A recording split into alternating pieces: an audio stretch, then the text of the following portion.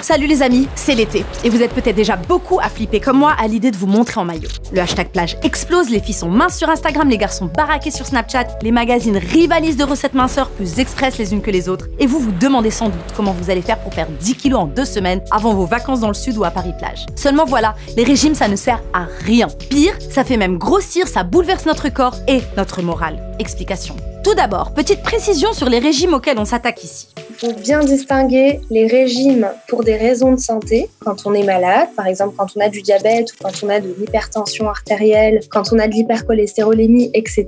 Des régimes tendance à la mode qui permettent de perdre du poids rapidement. Paléo, Pigalle, Keto, Marie-Antoinette, soupe aux choux sont quelques exemples de ces régimes tendance évoqués et dont la liste s'allonge chaque année de nouveaux programmes, soi-disant plus efficaces les uns que les autres. Sauf que, selon de nombreux chercheurs, comme l'emblématique professeure américaine de psychologie Tracy Mann, qui a étudié les régimes pendant plus de 20 ans et qui dirige le laboratoire d'alimentation et de santé de l'Université du Minnesota, les régimes sont tout simplement voués à l'échec.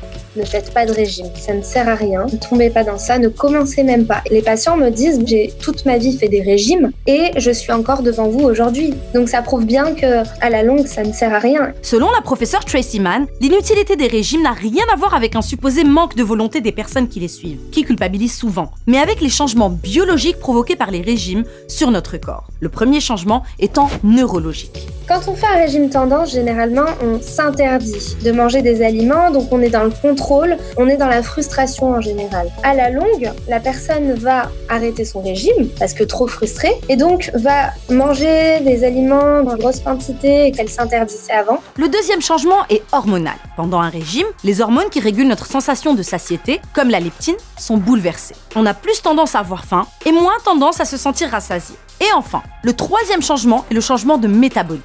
La professeure Tracy Mann va jusqu'à affirmer que pour le corps, faire un régime, c'est comme mourir de faim. Le corps, au début, il ne comprend pas ce qui se passe. Du jour au lendemain, on lui a divisé de moitié ou même de plus son alimentation et donc il n'a pas la même quantité d'énergie qui apparaît. Sauf que lui, c'est son carburant, l'alimentation. Et donc le corps se dit, bon bah là je suis en état d'alarme, je suis pas bien, je vais mourir. Ce qui va faire le corps, c'est qu'il va diminuer son métabolisme de base pour pouvoir survivre. Il va de ce fait, utiliser moins d'énergie, il stocke le maximum de gras qu'il puisse stocker. Ensuite, on reprend du poids très rapidement parce qu'on s'arrête de faire le régime puisque ce n'est pas normal de faire un régime tendance toute sa vie. Et on reprend encore plus de poids puisque le métabolisme a diminué. Selon la neuroscientifique américaine Sandra Amott, 5 ans après avoir suivi un régime, la plupart des personnes retrouvent leur poids initial. 40% d'entre elles prennent encore plus de poids qu'au départ. C'est ce qu'on appelle vulgairement l'effet yo-yo. En France, selon une étude Nutrinet Santé publiée en 2012, 67% des personnes qui avaient suivi plus de 5 régimes au cours de leur vie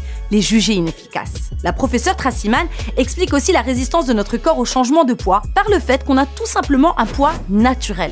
Et que vouloir changer ce poids est selon elle une folie, une mascarade, un acte malsain, contre nature en somme. Pour elle, seuls 5% des personnes ayant suivi un régime arrivent à maintenir leur nouveau poids, mais en dévouant chaque minute de leur vie à cela, et avec un corps qui meurt de faim. Au final, comme le dit Sandra Amott, les régimes font grossir plus qu'ils ne font maigrir. Et pour la neuroscientifique, les plus exposés sont les jeunes. Ainsi, les filles qui ont commencé des régimes au début de leur adolescence ont 3 fois plus de risques d'être en surpoids 5 ans plus tard, même si elles n'étaient pas en surpoids au début du régime. What if we told all those dieting girls that it's okay to eat when they're hungry? What if we taught them to work with their appetite instead of fearing it? I think most of them would be happier and healthier. And as adults, many of them would probably be thinner. I wish someone had told me that back when I was 13. Parce que oui, peut-être plus grave que l'échec des régimes sur la balance seraient les conséquences de ces mêmes régimes sur notre santé mentale. La personne se challenge pour réussir. Et quand elle n'y arrive pas, elle est frustrée, mais aussi elle se sous-estime, elle se mésestime. Elle se dit « je suis nulle ». Elle a plein de pensées automatiques qui viennent, des pensées très négatives, qui détruisent la personne. En France, 1% de la population de plus de 16 ans est atteinte de troubles du comportement alimentaire. Il constitue d'ailleurs la 2e cause de mortalité après les accidents de la route chez les 15-24 ans.